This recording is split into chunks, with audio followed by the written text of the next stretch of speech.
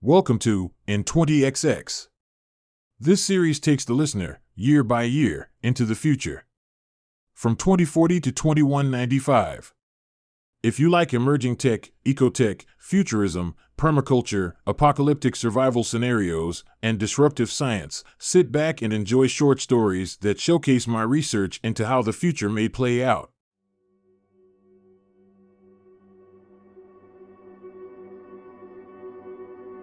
The following contains depictions of violence.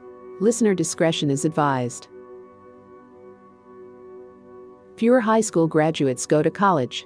Why go to college if you can get a job at a robot company tomorrow? The robot companies offer testing, bleeding-edge education for free, and high-paying jobs.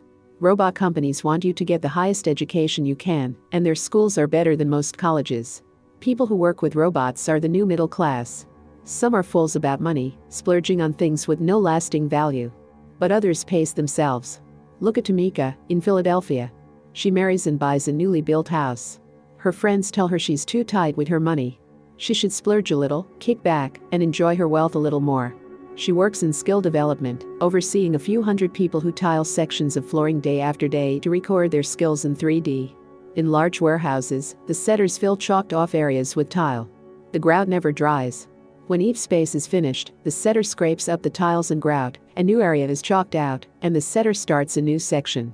Tamika analyzes simulations to determine what new training data is needed. The simulated robots can tile pools and fountains, but still muck up stairs. She plans with the set builders to construct all manner of stairs the setters can tile. On the drive home, she calls Corey, her husband, for the second time without him answering. Is that going to be a new thing? He's usually great about getting back to her. Her other apps float in front of the dash. She taps the podcast play button, and a femme's voice starts speaking. It's okay for Black women to reinvest in themselves. It's okay to treat yourself. It's okay to surround yourself with things that make you feel good and make you feel luxurious. Tamika chews her lower lip and moves her gaze all about as she remembers what she said to others during the day. Did she sound like she knew what she was talking about? The car turns a corner, and Tamika laughs when she sees maid robots leaving a dilapidated building. Everyone uses maids these days. Even poor people can afford them. It's around $15 to clean an apartment. It's $45 for her house, but she has more rooms. How much did a human maid charge? Like $190 to clean an apartment. She helped record human maids before the robot maids were rolled out. When she gets out of the car, her two dogs run up to her. What the hell are they doing outside, not on leashes? How long have they been out here? Fear tugs downward at her heart. She grabs both dogs by their collars. Shoot, the car just drove away. The front door is wide open. What's this? She leads the dogs to the door and calls inside. Corey? No answer. The lights are off. Should she go inside? What if Corey is inside and hurt? She touches the side of her glasses and says, call 911. The phone rings, then a femme voice, probably AI, answers, 911, what's your emergency? She tells them the situation, and they say they'll send an automated officer that can be controlled remotely by a human officer if needed. She steps inside, closing the door behind her and letting her dogs loose. The dogs run down the hall. She walks room to room calling, Corey? In the kitchen, she finds him curled on the floor. His head rests in a pool of blood. She runs to him and falls to her knees, shaking him and crying, Corey? Corey? When she gets back from the hospital at midnight, she discovers the front door lock is completely broken. She pushes a chest of drawers in front of the door, goes upstairs, and tries to get some sleep. The next morning, she calls in sick. Then she calls a friend who recently had her house robbed. She says, they say he'll be okay. I was so scared. Her friend tells her a lot of houses are getting burglarized. There's a crime wave because people can't get their old jobs back, and law enforcement still needs rebuilding. Tamika calls a construction company to build a 7-foot wall around her property. Its gate can only be unlocked with a key chip. She has her key chip embedded near her left thumb. The wall has spikes along the top. Robots complete the solid brick wall in 2 days. Another company installs Sleepless cameras along the wall. Sleepless cameras record 24/7 and stream directly to a website hosting the footage that anyone can see. Businesses, institutions, homeowners, and property owners keep their surveillance on this service. It makes it a lot easier for officers to access the footage. At times, people go missing, no leads materialize, and suspects remain on the loose. Concerned citizens go through Sleepless footage and find clues, leads, and where people are. Cases have been solved because of Sleepless. Missing persons have been found. So every day, thousands more cameras are added to the site. A map shows all the camera locations, and you can click on them to watch their feeds. The moving truck parks on a side street in front of a warehouse. Two men climb out of the cab and walk to the back, both dressed in camo. One rolls up the door. Three men inside stand. The two from the front climb into the back. Inside, all five pull masks over their heads. Random padding in the masks obscure head shapes and facial features. The masks are tear-resistant and hard to pull off. The men put on goggles that look like mirrors on the outside, hiding their eyes. They buckle on belts that hold guns, knives, and batons. They strap on chest shields, leg guards, arm guards, and back plates. Their helmets have bulletproof polyfoil and shatterproof face shields. Polyfoil-toed boots clunk when they step. They adorn themselves with Tucker Group insignia, flaming crosses over American flags. Patches say things like, "Sinner beware." They load up with tear gas, bear spray, and brass knuckles. When they climb out the back and lock up, a couple pushing a baby carriage on the other side of the street notices them, turns around, and heads back to where they came from. The father calls 911. The Tucker Group eagerly march down the street. One carries a Tucker Group flag and another waves an American flag. The neighborhood transitions from commercial to residential. Each block brings them closer to the event. Families with little children see them, grab their children, and retreat. High schoolers and young adults stop and point. An old man doesn't notice them in time, and they knock him down as they cross his path. As they get closer, they pass more people. An old rock song plays, warped by the Doppler effect. Voices cheer. They split up behind the crowd of parade watchers. One of the Tuckers, Kay, pushes his way through the crowd. A tall, beautiful woman wearing a hippie dress spits at Kay. Her loogie hangs on his face shield. A 5-year-old boy wearing a dress hangs onto her leg. Kay would have hit her in the face if not for her child being there. On second thought, Kay draws his club back. Two Antifa knock him sideways. He falls over a woman in a wheelchair. Those gays in the parade keep marching. Getting to his feet, he pulls a pin from a tear gas canister and throws it at the parade. Then he starts swinging his baton. Antifa crowd around him. They're going to smother him. He grabs his bear spray out of his pocket and sprays everyone around him. That stupid loogie is right there in the middle of his face shield. That pisses him off more than everything else. He tries to push his way to the parade. Does everyone here wear so much bright colors just to piss him off? Some in the crowd try to get away from him, but others latch onto him and pull him back. We're there so many kids here? Don't liberals know this is a war zone? Over his earpiece, Spencer says, "Move out. Party's over." Kay falls back from 3 Antifa pushing him away from the crowd. He spins around and there stands a young trans girl. Later he'll learn she's 16. He draws his club way back. Nobody grabs it. He leaps up, and as he comes down, he smashes his club on the trans girl's face. She doesn't just fall. She spins falling, crashing on the sidewalk. He's the Almighty's warrior. He takes off. He did it. Those Antifa tried to get in his way. He hears a group sound behind him that twists in his gut and twists in the back of his brain. The sound is deeply mournful, outraged, and heartbroken. Weirdly he envisions himself striking his baby brother. That sound sucked balls. He should have worn earplugs. War is hell and this is a war worth fighting. He tries to run faster, faster. Panic sets in when he doesn't remember the way back to the truck. That would suck major if he gets lost now. So many have foldables and pen-sized cameras pointed at him, or touch the rims of their glasses, recording. There's the post office on the right. He looks up and spots a girl on the roof of a 2-story building, pointing a fat camera lens at him. She won't be able to see him smile through his mask, but he flips her off. A few blocks away and the people on the street are none the wiser where he just came from, but he still runs. There was that one Tucker dude who disappeared when he rioted at a gay parade. Just totally disappeared. He's probably in heaven now. That's what Pastor John says. All God's warriors are guaranteed a place in heaven no matter what. Any other way, there's always a chance you won't make it. A place in heaven no matter what. That's better than winning the lottery. He spots the moving truck. $19 a day is printed in big letters on the front. Buzzing sounds get louder behind him and he looks back. 2 electric bikes follow, the riders dressed in black. One rider steers with one hand and holds a camera with the other, pointing the camera at Kay. He races to the truck, runs around to the back, and rolls on board. The others are already inside. Mike pulls the door down, and the truck squeals into the street before the door is closed. Kevin says, "You okay?" Kay rolls on his back and says, "Get me out of this liberal hellhole." Why the fuck does he feel like his insides are being shredded? This is stupid. He can't let the others see. Wait, he still has the mask on. They won't be able to tell.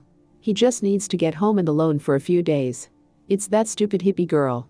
If she were ugly he wouldn't feel this way. See, it's evil the advantage godless women can claim over men. That's why the Bible needs to be enforced like law in the land. And she be his barefoot wife only looking him in the eye when he says it's okay. The bastard's son would go to an orphanage. Kay will never raise another man's son. Why the fuck do they turn a gay parade into a family affair? Before he knows what he's doing, he punches the floor with his fist. The pain overpowers all his other sensations, and he feels fucking great for a second. Mike utters a stern laugh and says, "Man, chill. The party's over." Kay has a clear visual memory of the last time he went to a fairground filled with families milling around, but this time he's running around dressed like he is now. Don't they know this is a war zone? He wants to recoil. He must have really pissed Satan off. The devil is twisting his thoughts. Satan is stabbing him in the sphincter right now. That's proof that he did the right thing. Satan is all aflame, all up in his grill. Kevin says, "Listen." Mike says, "What?" Kevin says, "I don't hear cops." Kay rolls off the floor and into a seated position against the wall before the others ask questions. Kevin says, "Hey man, isn't your mask hot?" Kay waves his hand in the air as if to say, "Go away." Surrounded by houseplants, Lena sits at her desk. On one monitor, she has 4 live camera streams. On the other monitor, she has the map. By pressing 1 through 4 and clicking on the map she can change streams. Though she lives in Germany, she watches the American parade through live cams, and she sees a plume of smoke rising, causing parade participants to scatter. On the map, she clicks on a camera nearest the smoke, just in time to see the Tucker dude struggling with anti-fascists. He spins around and strikes a teen girl. She goes down like a house of cards. He's dressed head to toe in bulletproof body armor. She wears a summer dress and sandals. Then he takes off running. Lena watches him and clicks on cameras on her second monitor map, ahead of where he runs. Because he's in the city, she can watch him through many cameras at once. She continues to hop cameras to track him. He reaches one of those rent-to-move trucks and climbs in the back. Then the truck skidded away. It becomes harder to track him. The truck only takes a few seconds to pass through each stream. Luckily the truck has large letter advertising printed all over it. It takes a ramp onto a freeway, and Lena hops cameras for miles, waiting and watching the truck drive through each stream. Outside of the city, it exits the freeway and merges onto a 2-lane highway. On the map, far fewer cameras dot the highway. After a few miles, she watches the truck drive out of one feed and clicks 4 cameras far ahead. She waits. It never enters a camera stream. She clicks on charge station cameras, parking lot cameras, and sidewalk cameras on local roads all over the region. No truck. Returning to the last cam where she saw them, she rewinds the feed until she sees them again. She swipes left in front of herself, and apps appear through her AR glasses. She clicks on the note-taking app and says out loud the time and place last spotted. Then she clicks local road cameras in the area, rewinds them to that time, and waits. Hours later, she still hasn't found the truck. Usually, she takes a break before making a video, but this time she goes right into splicing together all her screen recordings and putting together a documentary of the Tucker douche attacking a girl, climbing into the truck, and the long truck drive into another state. In her video, she includes times, locations, and links to Sleepless cam feeds where anyone can watch the original footage themselves. It's possible someone can rewind Sleepless footage and find out where that moving truck went. As her documentary uploads, she takes the end of one of her pigtails to absent-mindedly brush her neck. With an oval face, large ears, and blonde hair, Kay sits on his couch using a dating app through his glasses. He's been texting back and forth with Wendy, a girl who lives in a nearby town, the town where he went to middle school. He likes to look at her profile pictures while waiting for her response. There's one picture of her at a wedding, one of her at a baseball game, and one of her at the beach. He likes the one of her at the beach the most. The one of her at the wedding shows more bare shoulders, but he likes the idea of her wearing a bathing suit, even if most of her is out of the shot. She texts, "I'm not talking about us, we haven't even gone out yet. But do you ever see yourself having children? Just curious." He stares at the keyboard floating above his lap and thinks about what'll be best to text back. He knows what she wants to hear, but how can he come off sounding sincere? A video he watched on how to seduce girls said, what exactly did it say? Always tell a story. Don't just say I have lots of money. Say my money manager helps me manage all my money. Shit, this dating stuff is hard. Crap. He starts to text, "I always wanted to be a father." He starts hitting the back button with his paw. "To be a father, that's why I'm on this app." He taps away at the back button again. His phone rings. The phone icon dances above and to the left of the dating app, so he taps it. Spencer says, "Hi Kay. We're going to have to meet somewhere else besides the garage tonight." Kay can hear a dog barking in the background. He says, "Why?" Spencer says, "Oh, Mike and I were there talking yesterday, and our conversation got recorded and posted online. The place is bugged. I've been trying to find the bug, but I can't. We're just going to have to meet at Don's Diner." An icy sensation creeps over Kay. He says, "Dude, that's impossible. We're off the map." "Who? Like? How? Where?" "Someone ratted on us." "Who posted it? What are you guys saying?" Spencer says, "I don't think our cover's blown. But don't go near the garage. I think some prankster snuck into the garage and planted a recording device and just happened to catch us talking about you know what." Kay says, "This is crazy. How'd you find out?" Spencer says, "Bruh, you've got to chill. Someone sent the link to Mike's boss." Kay says, "But you're Mike's boss." Spencer says, "Exactly. See, whoever did it doesn't know us." Kay feels cold dampness on his cheeks. His jaw aches. Spencer doesn't have to worry about work reputation, but Kay works for Giantess. Giantess imports their liberal elitist garbage, so a text like that could get Kay in trouble. But he's got to play it cool. The Tucker groups don't like panickers. He says, "Don's Diner?" Spencer says, "You got it."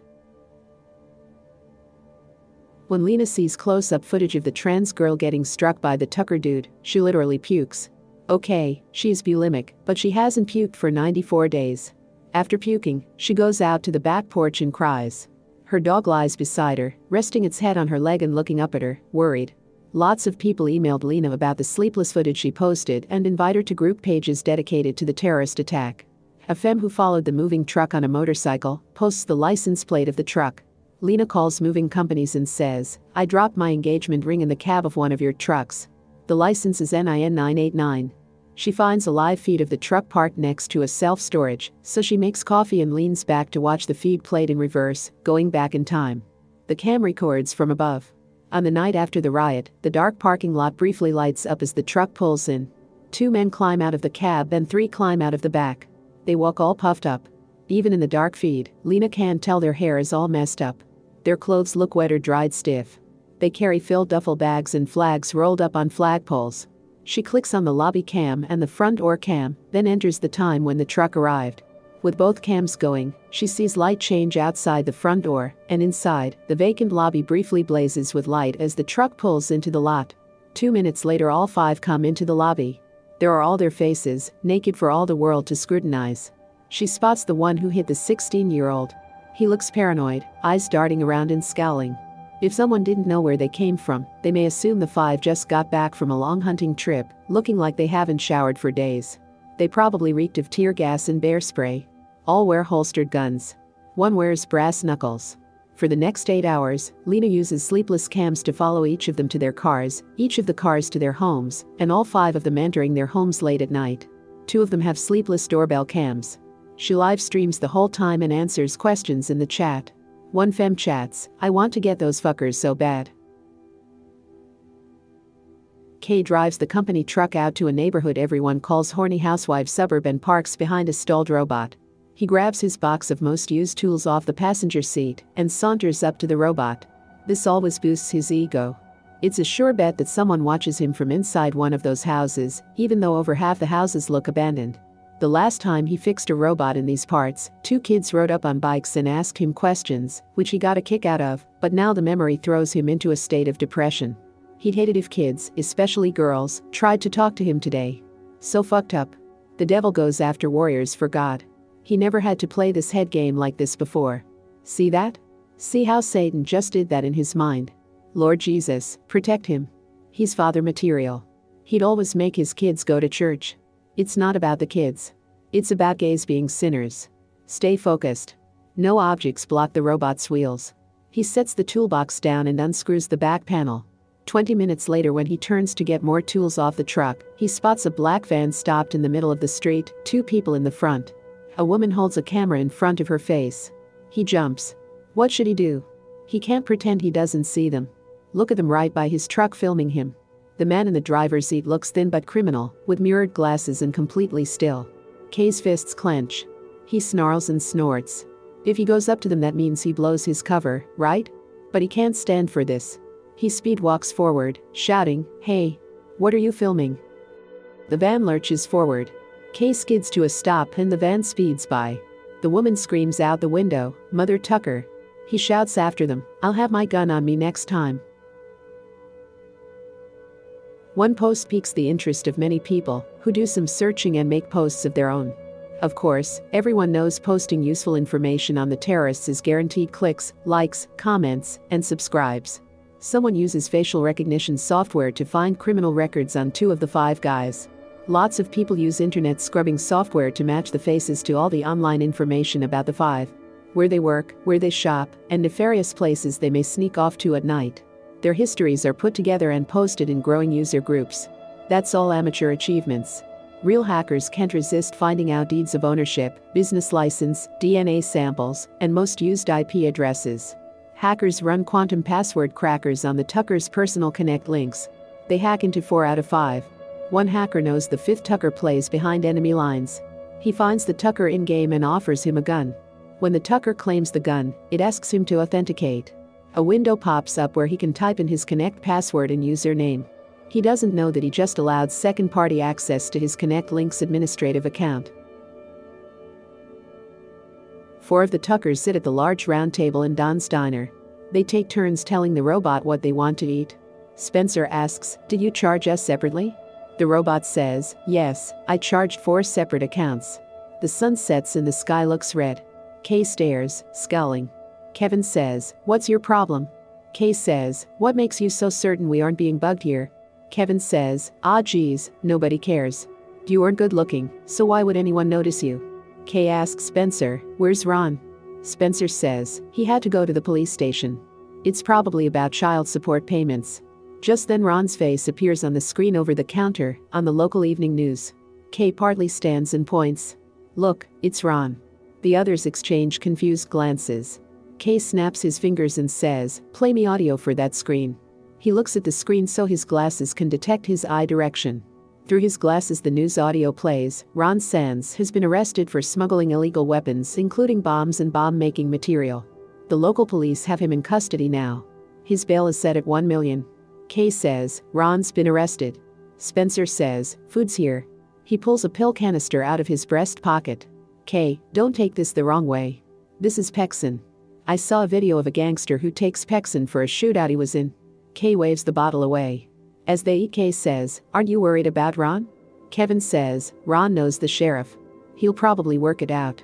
A group of 4 teens stands outside on the sidewalk right next to the window where the Tuckers sit. Kay finds it very irritating, and he can't explain to himself why.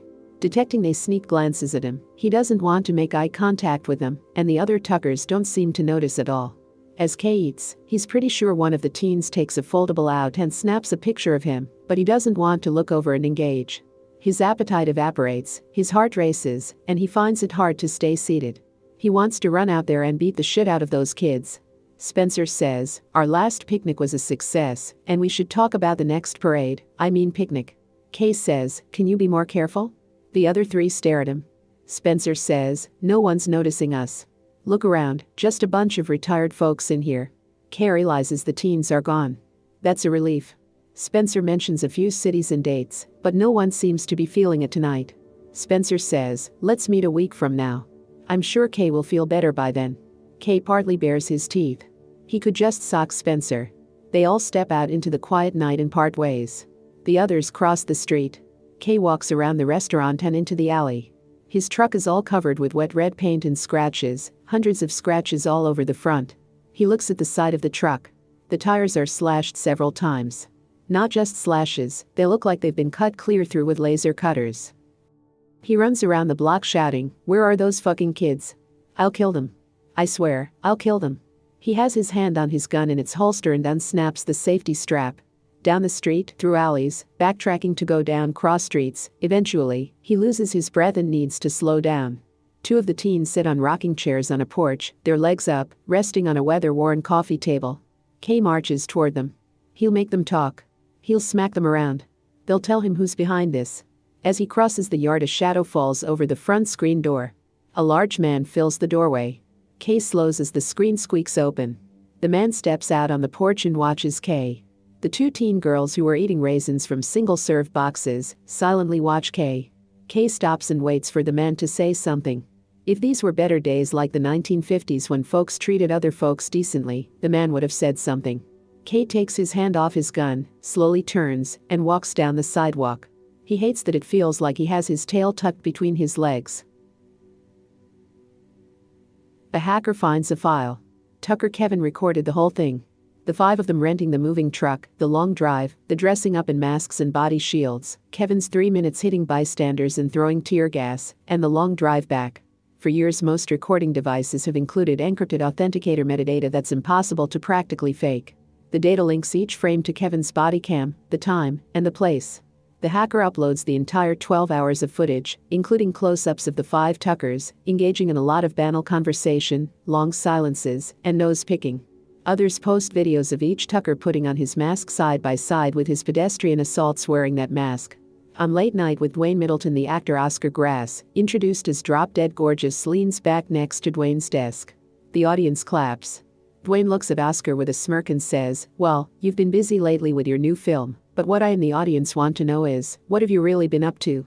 Laughter, clapping. Oscar looks out at the audience smiling, furrowing his brow and tilting his head as if to say, "Who, me?" Dwayne smirks and purses his lips. More laughter and clapping. Oscar leans toward Dwayne and says, "Well, I'll tell you, I've been sucked down a rabbit hole." Dwayne says, "Sucked down a rabbit hole?" Oscar looks out at the audience and nods fervently. "That's right, I got sucked right into a long and twisted rabbit hole. Have you heard about the tear-gassing of the LGBTQ parade a few days ago?" The audience boos and moans with solidarity. Oscar nods and says, "I know, it's terrible. I'm sure you've heard about the 16-year-old who suffered a concussion. I'm sorry to say, she died of complications today." He waves his hand to shush the audience, then says, "The internet is exploding with hours and hours of evidence linking 5 men to the attacks. Everyone, you just must search Tucker Group Parade Attack. Prepare to have your minds blown. You don't need to wait for the movie to come out. Random citizens have linked DNA from the crime scene to a diner. They tracked where the masks were purchased. It's like binging a crime series, but it's happening in real time. The only thing missing is the police." He nods to an uproar of clapping, stomping, and hoots. At the same time, Kate texts the girl on the dating app. She ghosted him. The weird thing is, she deleted her profile. 4 of her social website profiles are also now missing. He's used to online rejection, who isn't, but this is different. He has a pretty good idea what neighborhood she lives in. Should he drive around there and maybe run into her? A pain thuds his chest. He downs 5 beers one after the next, and jumps to his feet at a loud banging. The chopping of copters approaches from the distance. Though there are no streetlights on his street, bright light comes in through all the windows. Arms out, he rapidly looks every which way. A voice on a loudspeaker says, "Kay Anderson, come out with your hands up. Your house is surrounded." Through the window, he sees one of those cop bots standing in his yard.